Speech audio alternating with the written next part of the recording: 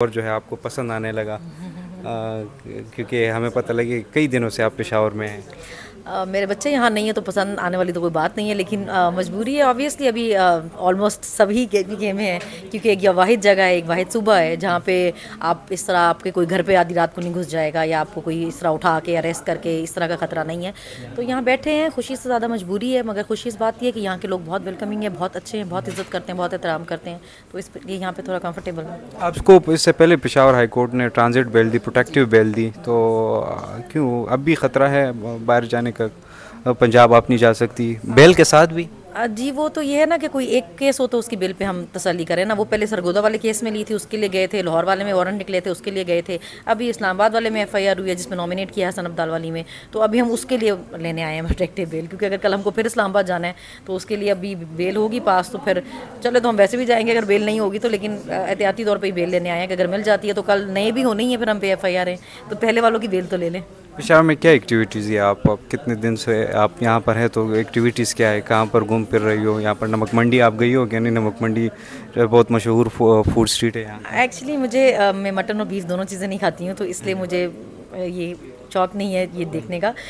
मैं जो 15-20 दिन हो गया मैं स्पीकर साहबा के साथ ही रह रही हूँ, उनकी तरफ ही हूँ, और हम पे केस भी इकट्ठे ही हो रहे हैं तो हमने इकट्ठे ही जाना होता है। मैं मैक्सिमम असेंबली चली जाती हूँ उनके साथ ही, और इतनी खास कोई एक्टिविटी है नहीं यहाँ पे, क्योंकि मेरी फैमिली यहाँ पे नहीं है तो कोई है नहीं, बस इतनी। आप कारखानों मार्केट चली जाए, इतनी वेराइटीज़ है चीज़ें, कुछ शॉपिंग कर ले।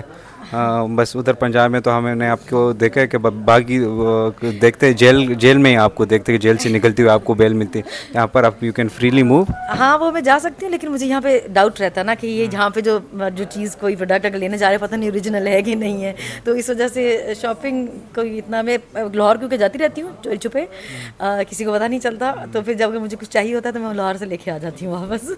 अच्छा, ऐसी कोई बात नहीं, इधर भी आप वो कर सकती हो। अच्छा, खान साहब से लास्ट आपकी मुलाकात कब हुई? खान साहब से तो हमारी मुलाकात हुई ही नहीं है ना। हमें तो 3 दफ़ा गई हूँ, मगर वो मुलाकात नहीं करने देते हैं वो लोग। हालांकि कोर्ट से परमिशन लेके जाते हैं, इसके बावजूद भी मुलाकात नहीं करने देते हैं। और मैं खान से मेरे ख्याल से एक दफ़ा ज़िंदगी में मिली हुई, जमान पार्क में ही मिली थी। तब यूट्यूबर्स और जो सोशल मीडिया एक्टिविस्ट है उनका एक मीटअप था, तो उस पर हम मिले थे खान से, उसके अलावा तो नहीं मिली हुई कभी। ये बताइए कि ये 9 मई वाक़यात में आपको बड़ा मतलब खींचा, 9 मई वाक़यात में ही, तो 9 मई के दिन आप कहाँ पर थी? क्या आपका स्टांस क्या है कि उस वक्त आप कहाँ पर थी? 9 मई में मैं लाहौर में थी, बिल्कुल थी। पहले हम लिबर्टी में आए थे क्योंकि हमें प्रोटेस्ट का नहीं पता था, उसके बाद पता चला धरना है तो हमको उधर जाना है कैंट में, तो वहाँ गए। और इतना भी नहीं पता था कि अभी ये जो बहुत एक मुकद्दस कोई घर है कि जी ये कोई बड़ा कोई जनाह हाउस है। जब हमें पता चला था कोई किसी घर में लोग घुस गए हैं, तो हमें ये भी नहीं पता था कि किसका घर है जिसमें लोग घुस गए हैं और क्यों घुस गए हैं। एक डॉक्टर यास्मीन थी गाड़ी के ऊपर, वो मना कर रही थी लोगों को कि मत जाएं। देखिए, मेरा स्टांस इसमें ये है कि ना आप ऐसे गिरफ्तारी करते। सुप्रीम कोर्ट ने बाद में कहा ना इलीगल गिरफ्तारी थी। जिस तरह आपने लोगों को, जिस तरह आपने खान साहब को गिरफ्तार किया, शीशे दरवाजे तोड़ के लोगों को इंप्रेशन दिया, पता नहीं उसको मारने लेके जा रहे हैं, तो फिर उसका इल्ज़ाम आप हमारे सर नहीं रख सकते कि जी हमने लोगों को इंस्टिगेट करके घर से निकाला। ना तो मैंने गिरफ्तारी करने का ऐसे ऑर्डर दिया, ना मैंने उसको नेशनल टेलीविजन पर चलाने के लिए कहा, ना मैंने कहा उसको धक्के मारो, ना मैंने कहा उसको कॉलर से घसीटो। मैंने तो नहीं कहा। ये जिन्होंने ये किया, ये जिन्होंने करवाया, उन्होंने जानबूझ के लोगों को इंस्टिगेट किया ना। हम तो खुद टीवी पे देख के गिरफ्तारी निकले थे, तो हम तो एक जायज़ एहतजाज के लिए निकले थे। हमें कोई ख्वाब तो नहीं आनी थी कि उस दिन कोई किसी के घर में घुसने वाला है। पीटीआई तो ऑलमोस्ट हर हफ्ते एक एहतजाज रख देती थी और हमारे किसी में जाते रहे हैं, इससे पहले कभी ये नहीं हुआ था। यहाँ पर केपी में जुडिशल इंक्वायरी काम करने की दरख्वास्त दी गई है।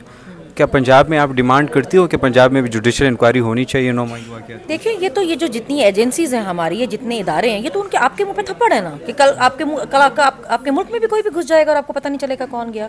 क्यों नहीं है सीसीटीवी फुटेजेस? कहाँ पे हैं? आप लोगों को बल्कि बताएं कि हमारा मुल्क कितना सिक्योर है, एक ऐसा इलाका जो आपके मुताबिक बहुत सिक्योर है, तो कहीं कोई कैमरा नहीं मिला आप लोगों को, कहीं आपको कुछ नहीं पता चला।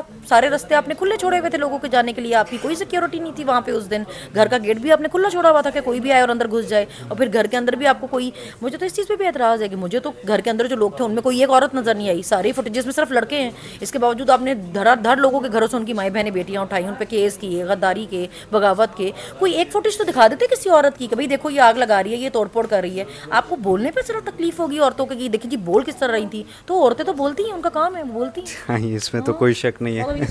हम पे बोल रहे थे। ये बताए लास्ट क्वेश्चन के जेल में क्या सिचुएशन थी? जेल में कई तशद्दुद वगैरह आप पे हुई है कि नहीं, उन्होंने आपको किस तरह रखा था? देखिए जेल में हमें मेंटल टॉर्चर कर सकते थे सिर्फ, और वो भी ये कि लाहौर जेल में ऐसा नहीं था सीन।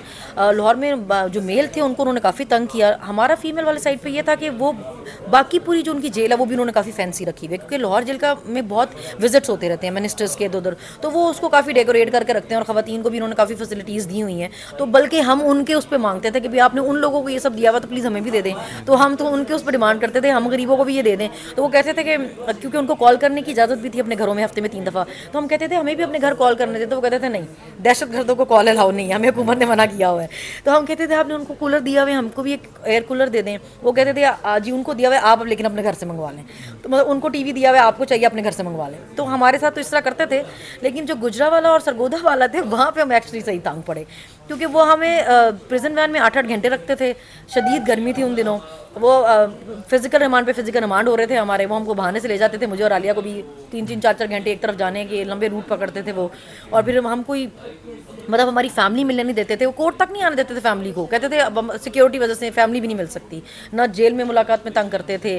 और वहाँ पे बहुत तंगी रही हमें, उन्होंने हमें रखा भी अलग अलग सेल में, एक दूसरे से बात भी ना करें, अलग अलग सेलों में रहे, तो वहाँ उन्होंने उन 2 जेलों में हमें बहुत तंग किया।